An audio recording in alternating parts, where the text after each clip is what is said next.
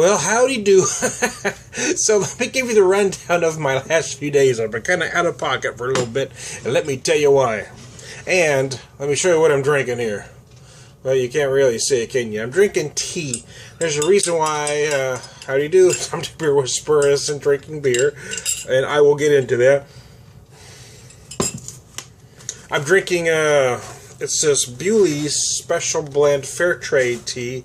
I'm going to read just a touch from their box. Bewley's was the first Irish company to import tea directly into Ireland in 1835.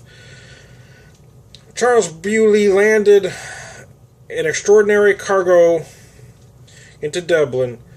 2,099 chests of tea shipped all the way from China. A daring venture that helped create a nation of tea drinkers. So there you go. Bewley's is out of, it says here somewhere, Dublin, Northern Cross, Malahide Road, Dublin, 17, Ireland. Anyway, so there you go. Why are you drinking tea, Tom? Well, let me explain it to you. Wednesday, I started having these pains. I thought I was having a heart attack. I actually started having some chest pains. It wasn't that sharp, like they show in the movies or television. In fact, the doctor said that rarely happens. What I started having are these fatigue-like pains that kept getting more intense. Started out small, and over a short amount of time, they just started increasing. And then the left side of my jaw started tingling. Never went numb, but it started tingling from the back side of my jaw up and down the back of my arm up through my fingertips. Everything just kind of tingled. I said I have these these fatigue-like pains, and I started feeling lightheaded, dizzy, and nauseated, which I found out later are exact signs for a male having a heart attack. So anyways, as I'm going to the emergency room Wednesday afternoon, the EKG was fine, didn't show anything. The first blood results didn't show anything, but they gave me some nitro pills, and the nitro pills made the pain go away, which made the doctor think, even though he was pretty sure it wasn't a heart attack, that it might be related to the heart in some way because the nitro pills worked. So, but they wanted to keep me overnight because sometimes the blood enzymes can change. So they wanted to keep me overnight to check some more blood enzymes, and they wanted to do a stress test the next day. Well, the next morning, the enzymes were still fine, but they wanted to do the stress test. So I went down to do the stress test, and if you've had one recently, they don't do the whole treadmill thing like they used to. They give you this chemical. It's chemically induced. And that is very interesting. They give you this medicine, and the first thing you notice is this metallic taste in the back of your palate. And then your heart just goes from regular beat to just start beating crazily. Just like when you were, the first time you looked at a Playboy magazine, over, oh my God, you know what I'm saying? And then you start getting these wicked abdominal pains. I said, if I fart, you're going to have to excuse me. And then you get incredibly nauseated. At one point, I wasn't sure if I was going to shit myself or puke. It was that intense. Holy shit, this isn't going to be good, man. So anyways, we do that, and then I get back to the room, and I'm at this point, knowing the enzymes are fine, I'm fully expecting to be checked out that afternoon because I'm feeling okay. I'm a little tired because I've been in the hospital. I've been NPO, which means I haven't been able to eat or drink, so I'm very hungry. I'm a little fatigued, but I think I'm going to be fine. So I asked the nurse if we can get something to eat now, and she says, the doctor just looked at the test and says they need to talk to the cardiologist first. So now I'm thinking, that doesn't sound quite right. So anyway, the physician's assistant for the cardiologist comes in to visit us, and although she does admit that 1 in 8 times the machine reads things wrong, because we asked her some point-blank questions, and at that point she is very convinced there's something wrong. So sometimes they go in and so if they find if they can fix it with a stent right then they will, and sometimes just medications will take care of it. But at this point, she's pretty convinced there is a blockage of some sort. She is pretty sure, even though she admitted 1 out of 8 the machine is wrong, she's pretty convinced it's not the machine. She had both of my wife and I terrified, so, damn. So anyways, let me take a drink of tea. I haven't had a drink yet.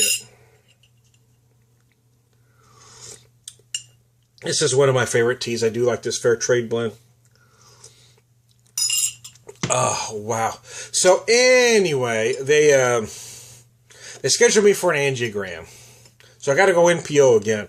And then they have to come in and shave you. Now, I'm kind of an old school guy, so I haven't done any manscaping. I've never liked the idea of taking a razor to my privates. So I mean, I've got this like 70s porn star thing going on down there. I got it serious. Anyways, so anyway, they've got to come in and shave me. But they only shave the right side. They come in to do the angiogram. They come in through the groin area up and look at the heart. But anyways, yeah, so she's got to come in and shave. But they only shave the right side. So now I'm kind of lopsided. And it looks like a bad topiary. He needs somebody to come and finish the job, make it look like an elephant or something. But anyway, that's another story.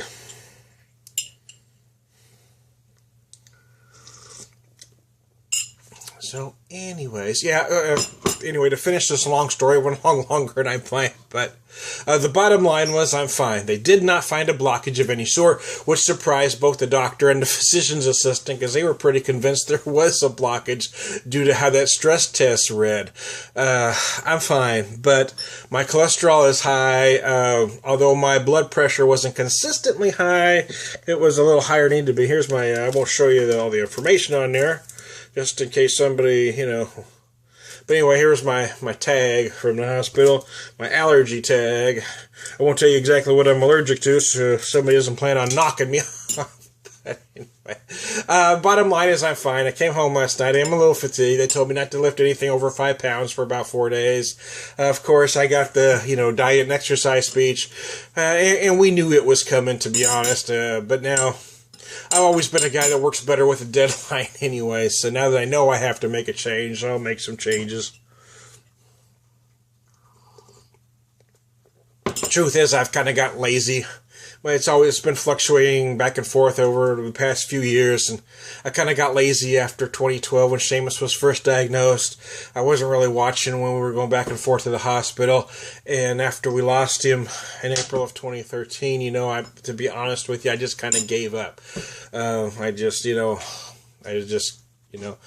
Depression and everything else, I just kind of gave up caring about myself, so...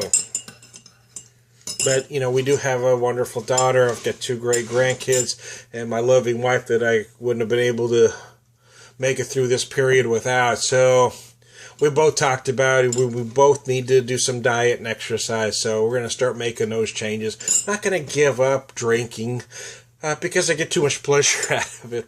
But I am going to cut back, even though over the last few months I have scaled back the number of videos I had been doing there for a while. So I'm going to scale it back even farther. Like I said, I'm not going to give it up completely, but we are going to take it down a notch. So I want to thank all my family and friends that care about the old beer whisperer. So thank you all. That's how my week has been gone. I was there Wednesday night, Thursday night, and they let me go late yesterday afternoon. So finally got a little bit of sleep in my own bed last night. So anyway, thank you all. I'm doing fine. Don't worry about the beer whisperer. He's going to be all right.